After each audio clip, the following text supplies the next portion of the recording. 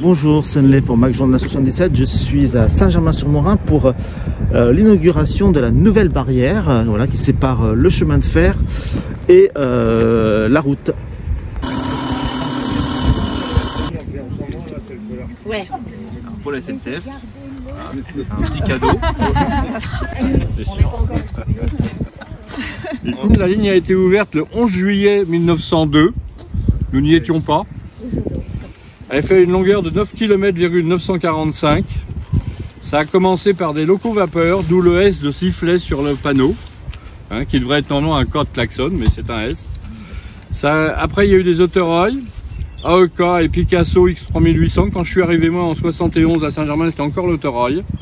Locomotive diesel, voiture Est. En mai 1980, électrification. Raminox. 4 juillet 2011, Ram Avento, c'est-à-dire les premiers tram-trains qui ont existé de fabrication Siemens, qui n'ont pas donné entière satisfaction à la SNCF, d'après ce que j'ai entendu. J'aimerais bien qu'on discute de ce point après. Pardon? Oui, on va reprendre ce point. T'es pas d'accord sur le principe? Tu travailles pour Siemens, c'est ça?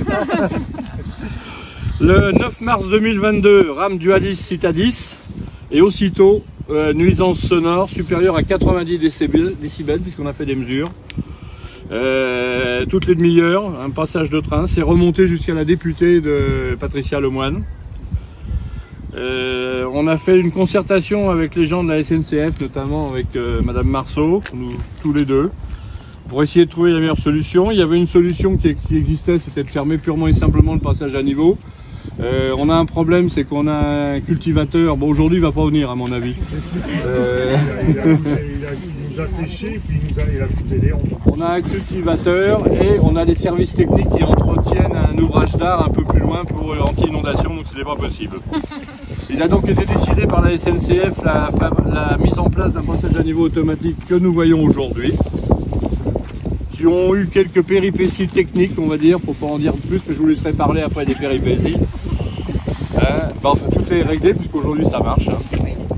Enfin, le 29 février 2024, aujourd'hui, mise en service de cette installation. Le financement et l'entretien par la SNCF, je vous laisserai parler après de ça. Un grand merci aux cadres et personnels de la SNCF pour leur implication. Un grand merci aux riverains pour leur patience. La parole pour la SNCF. Déjà un grand merci à tous. Je dirais d'ailleurs d'abord pour les riverains pour leur patience effectivement depuis 2022.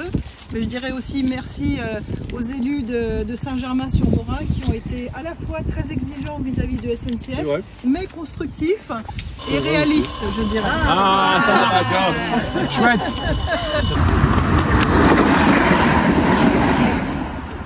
Donc merci à vous pour votre patience et votre esprit constructif que certains d'autres n'ont pas eu forcément.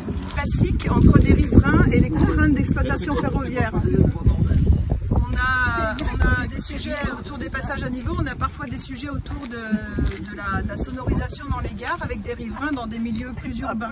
Voilà. Et à chaque fois, ça demande toujours un compromis.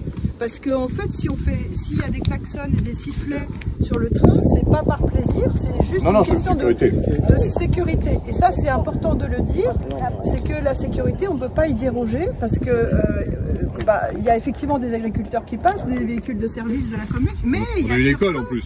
Une école, des riverains qui vont se promener. Donc vraiment, c'était pour nous hors de question de déroger à cette règle. Donc, comme vous l'avez dit, on a cherché différentes solutions et finalement, alors la grande chance qu'on a eue dans cette affaire, c'est que SNCF Réseau, avec l'État, avait déjà repéré ce passage à niveau non protégé comme étant à améliorer en matière de sécurité. C'est-à-dire qu'il était inscrit déjà dans un programme de rénovation, ça avait été identifié en 2016. En fait, le fait qu'il y ait eu cette crise, entre guillemets, en mars 2022, nous a obligés à accélérer en fait ce processus. Il faut savoir qu'un investissement comme ça, c'est 850 000 €. Oui. 850 000 € sur fonds propres de SNCF Réseau. Très bien. Donc c'est une somme très importante qui est liée à la sécurité et heureusement on avait ce projet-là déjà dans les cartons. Voilà. Donc les choses ont été accélérées. Il a fallu faire toutes les études, passer les marchés de travaux, se mettre d'accord avec Enedis parce qu'il n'y avait pas de raccordement. Oui, ça a été compliqué ça. Voilà. Donc les travaux ont été réalisés à l'été 2023 comme prévu. Oui. À la rentrée de 2023, on a eu la mauvaise surprise de découvrir qu'il y avait eu un peu des loupés dans les études, dans les travaux. Il a fallu reprendre notre ouvrage et compléter. Donc du coup, SNCF Réseau s'est engagé à terminer les travaux au plus tard pour fin mars 2024. On est en avance. Et nous sommes en avance, voilà, SNCF Réseau. C'est parce qu'il y a un 29 février. Les engagements étaient tenus.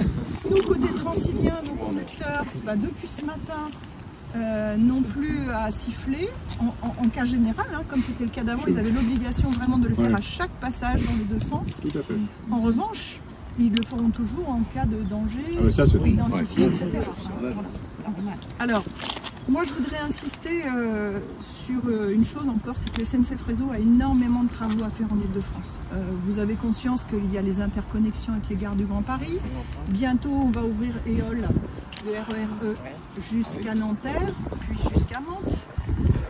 On fait des mises en accessibilité des gares. Enfin bref, il y a une pile de travaux monstrueux. Donc en fait, le PN7, on s'en est occupé, mais je dirais par rapport au reste, c'était quand même, je dirais, SNCF Réseau, encore une fois, s'est mobilisé alors que c'était un petit sujet, entre guillemets. Vous voyez ce que je veux dire? Donc c'est pour ça que... Un grand sujet pour vous, mais pour nous, sincèrement, c'est un petit sujet. Par rapport, évidemment, c'est un grand sujet vis-à-vis de la sécurité. Oui. Parce qu'avant tout, notre entreprise, notre belle entreprise, SNCF Réseau, la priorité numéro 1, c'est la sécurité. Et d'où l'investissement important aujourd'hui. C'est les pédales. Combien de passages quotidiens Alors, il y a une rame qui passe chaque heure. Donc, dans les deux sens, il y a un passage toutes les demi-heures. Depuis 5h30, en fait, les premières circulations. Pardon, excusez-moi. Ce matin, c'était tous les quarts d'heure. En heure de pointe, c'est tous les quarts d'heure. Et en heure creuse, voilà, c'est toutes les demi-heures. Et alors, sinon, ils circulent le matin, attendez, j'ai noté ça. 4h45 jusqu'à 22h15. D'accord. Donc, c'est quelle ligne qui passe? C'est entre Esbly et Crécy-la-Chapelle. D'accord, ça fait partie de la ligne P de Transilien. D'accord. Donc le budget c'est 850 000 euros. Il y a une participation de la commune ou c'est entièrement financé par la SNCF? Par SNCF Réseau.